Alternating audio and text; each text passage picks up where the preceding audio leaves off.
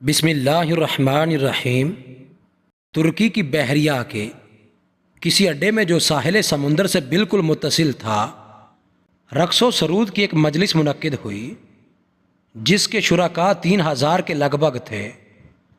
وہاں ناچنے اور گانے والیوں کی ایک بہت بڑی تعداد نے شرکت کی اور شراب و کباب کی خوب محفل سجی۔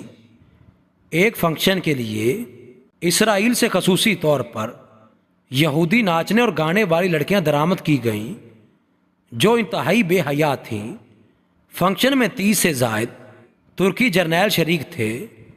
بتایا جاتا ہے کہ اس وقت جب کہ انتہائی بے حیائی اور فحش مناظر پر مبنی مجلس جاری تھی کہ ایک ترکی جنرل نے ایک کیپٹن کے ذریعے قرآن کریم کا ایک نسخہ منگوایا اور اس سے پڑھنے کو کہا۔ جب اس نے پڑھا تو اسے اس کی تفسیر پوچھی تو اس نے لا علمی کا اظہار کیا۔ اس کے بعد مذکورہ جنرل نے قرآن کریم کے نسخے کو لے لیا اور پھاڑ کر ناچتے ہوئے یہودی اور ترکی لڑکیوں کے پاؤں کے نیچے ڈال دیا۔ ساتھ یہ بھی کہا کہ اس قرآن کو نازل کرنے والا کہاں ہے، حالانکہ اس میں یہ بھی ہے کہ ہم نے اس قرآن کو نازل کیا اور ہم اس کی حفاظت کرنے والے ہیں۔ اس قرآن کو اتارنے والا کہاں ہے جو اس کی حفاظت اور اس کا دفاع کرے گا۔ اس دوران اس قرآن کریم کو لانے والے کیپٹن پر انتہائی خوف طاری ہو گیا۔ اچانک وہ تیزی سے بحری اڈے سے باہر آ گیا۔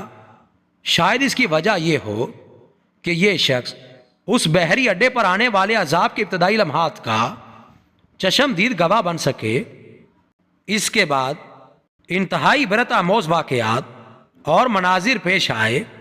بتایا جاتا ہے کہ اچانک ایک خوفناک روشنی نظر آئی جس نے دیکھتے ہی دیکھتے اس پورے علاقے کو اپنی لپیٹ میں لے لیا۔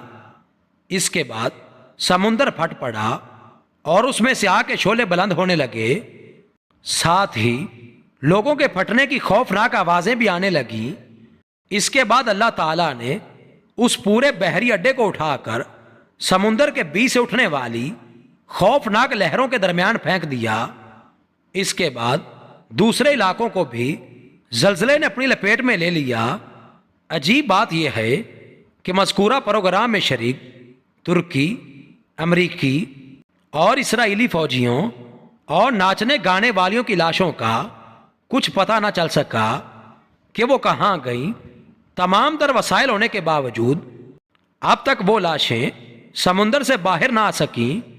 قرآن کریم کی بے حرمتی کر کے ان لوگوں نے اللہ تعالیٰ کی غیرت کو للکارا تو اللہ تعالیٰ نے انتقام لے لیا۔